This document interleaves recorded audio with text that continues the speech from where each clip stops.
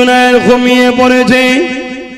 জুনায়েদ খবের মধ্যে কি দেখছে নসিব খুলে যাচ্ছে জুনায়েদের। জুনায়েদ খবের মধ্যে অন্য কাউকে নয়, দোনো জানের সুলতান আল্লাহ নবী, দোনো জানের সুলতান নবী পাকের দিদার হতে লেগেছে। আল্লাহ নবী জানতে চায়, এ জুনায়েদ রে, তুমি এত বড় পালোয়ান, রাজ দরবারের হয়ে লড়াই করো, আজকে তুমি হেরে গেলে কেন?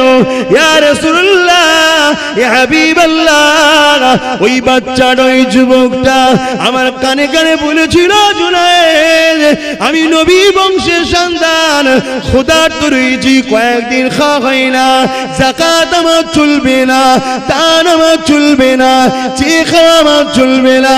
এ জুনায়েদ, প্রতিযোগিতাদের নাম লিখেছি, যদি হেরে যাও পুরস্কারটা আমি পেয়ে যাব, তাহলে আমি সেটা নিয়ে সংসার বাচ্চাদের মুখে খাবার দেবো।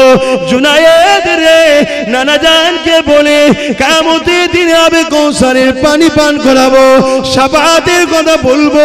এ জুনায়েদ, তুমি যদি হেরে যাও, ইয়া রাসূলুল্লাহ, ইয়া হাবিবাল্লাহ, বাচ্চা কি আপনার বংশের আমি জানি না, কিন্তু বলেছে আপনার বংশে, আপনার দোহাই দিয়েছে, হুজুর আমি কেমন করে তার বুকের উপরে উঠতে পারি যে নাকি মুহাম্মদ রাসূলের খানদান বলে, নবীর বংশধর বলে, তার বুকের উপরে চেপে দুনিয়া জয় করার থেকে তার মুখের দিকে তাকিয়ে তাকিয়ে মরে যাওয়াটা জুনায়েদের বড় কামিয়াবি। তাই তার মুখের দিকে তাকিয়ে তাকিয়ে, হুজুর আমি হেরে গেছি, রাজা আমাকে বার করে দিয়েছে, হুজুর আপনি যদি কিছু ভুল হয় ক্ষমা করবে। আল্লাহ নবী মুচকি এসে বলল, জুনায়েদ আমার খানদানকে সম্মান করলি, ভালোবাসলি, দুনিয়ায় তোকে আল্লাহ অনেক সম্মান দেবে, অপেক্ষা কর, এখনই আসছে পাইকম, অপেক্ষা কর।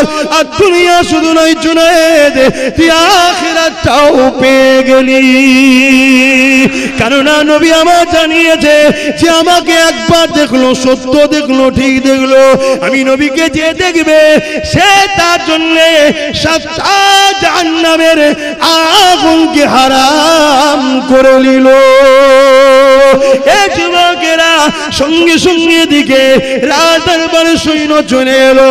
জুনায়েদকে এসে বলতে লেগেছে, জুনায়েদ এই গভীর রাত্রিরে রাজা মশাই পাঠিয়েছে, জলদি করে চলো।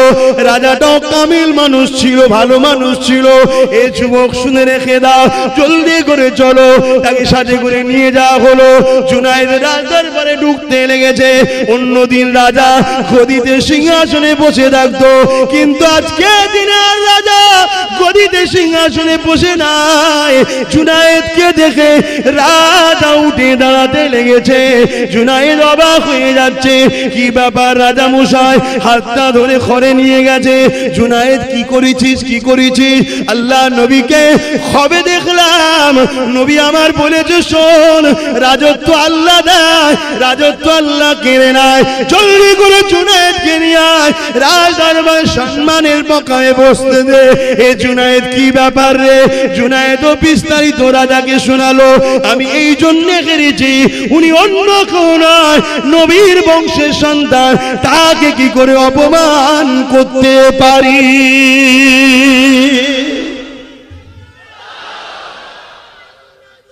আল্লাহু আকবার।